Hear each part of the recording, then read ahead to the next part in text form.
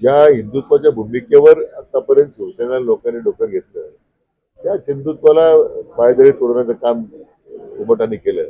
उबाटाची सुद्धा अधोगतीची वाटचाल ज्या दिशेने सुरू आहे आणि त्याचाच परिणाम या विधान परिषदेमध्ये आपल्याला पाहायला मिळतो. तो निर्णय जो मराठी सक्तीचा जो केला होता तो तसा योग्य निर्णय होता. महायुती सरकारच क्रेडिट येते, कोणच क्रेडिट असणार आहे. महाविकास आघाडी सरकारला जमलं नाही ते महायुतीने करून दाखवलं.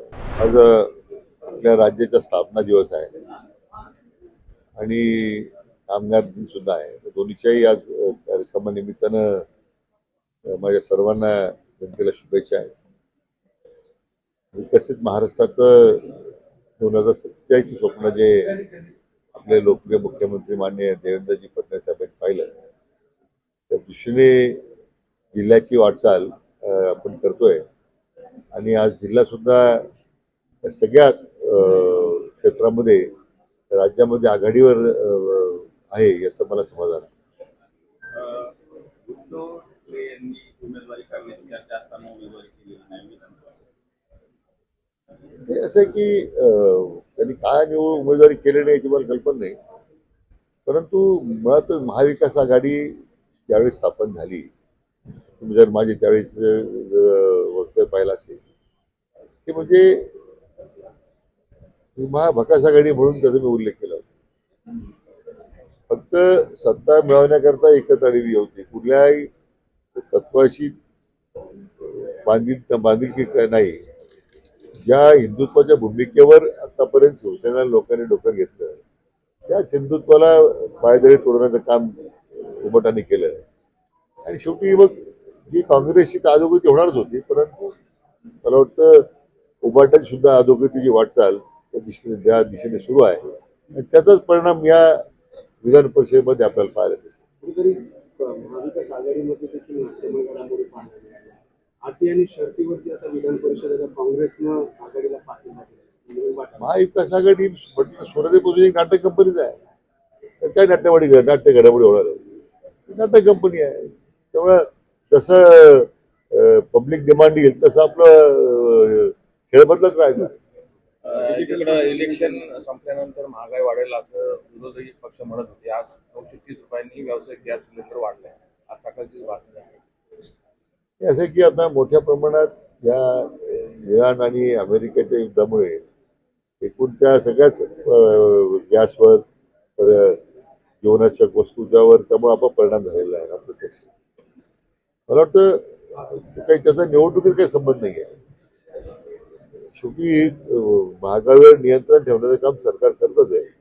तर काय आज साधारण परिस्थिती युद्धाची जी आहे निर्माण झालेली, त्यामुळे काय असे काही मला वाटतं निर्णय सरकारला घ्यावे लागतील.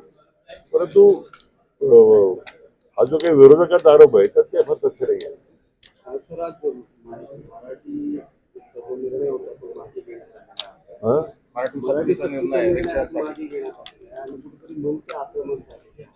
सरकारनं परप्रांतीयांची भक्ती केली आहे, त्यामुळे आम्ही यांची मस्ती उतरवू असं ठिकठिकाणी निषेधाचे मुंबईमध्ये फलक लागले.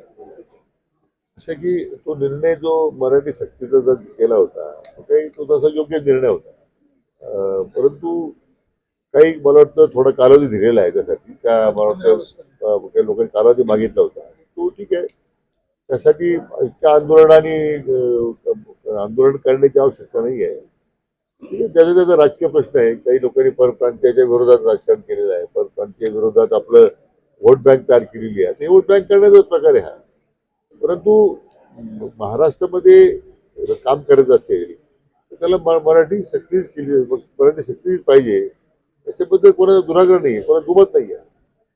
कुठेतरी आता त्यावरून देखील राजकारण आता दुर्दैवाने आज विरोधी पक्षाकडे कुठलाच कार्यक्रम नाही राजकारण करण्यापलीकडे.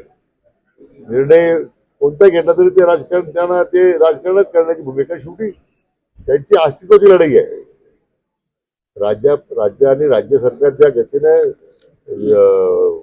गतिमान पद्धतीने निर्णय करतं, त्यामुळे विरोधकांचं अस्तित्व आता दिसेन असं झालेलं आहे. त्यामुळे कोणता ना कोणता मुद्दा घेऊन आपल्या स्वतःच्या अस्तित्वाची धडपड सुरू आहे. जनगणना सुरू होती, कसा फायदा होईल जिल्ह्यात, कशा पद्धतीने काम होईल? आता दोन प्रकारे. आता एक डिजिटल पद्धतीने आता ऑनलाईन सुद्धा आहे, आता ऑफलाईन सुद्धा. मी स्वतः आज पहिलं जनगणनामध्ये माझं स्वतःची मी नोंदवलंय मत. आता ते निरीक्षक घरी येणार आहेत. त्याच्यामध्ये एकच आहे की लोकांनी जर चांगली खरी माहिती दिली, वस्तुनिष्ठ माहिती दिली, राज्याच्या, कारण मला वाटतं बऱ्याच वर्षानंतर ही जनगणना होते.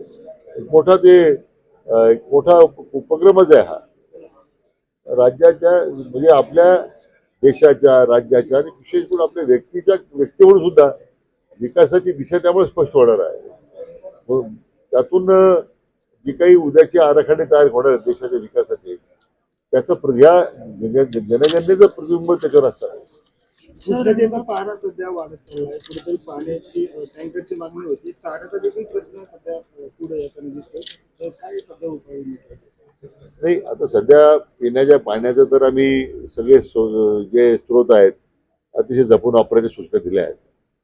अल निनोचा परिणाम 31 ऑगस्ट विचार करता 31 ऑगस्ट पर्यंत तरी जलसाठे आपले व्यवस्थित राहतील. जिथे जे टँकरची आवश्यकता आहे तिथे माननीय जिल्हाधिकारी त्यांना सूचना दिलेल्या आहेत. अजून तरी चारा टंचाईची कुठं परिस्थिती उद्भवली नाहीये, म्हणजे माझ्याकडे तरी कुठं माहिती नाही ना, जिल्हाधिकाऱ्यांकडे अशी कुठं मागणी नाही. शासकीय मेडिकल कॉलेज आपल्या नगरमध्ये होते, त्यांचं क्रेडिट कोणाचं? कारण आता इलेक्शन त्यांनी सुद्धा मागणी केली होती मेडिकल कॉलेज. महायुती सरकारच क्रेडिट येते, कोणच क्रेडिट असणार आहे? महाविकास आघाडी सरकारला जमलं नाही ते महायुतीने करून दाखवलं. त्यामुळे हे संपूर्ण श्रेय राज्याचे लोकप्रिय मुख्यमंत्री माननीय देवेंद्र फडणवीस साहेबांना.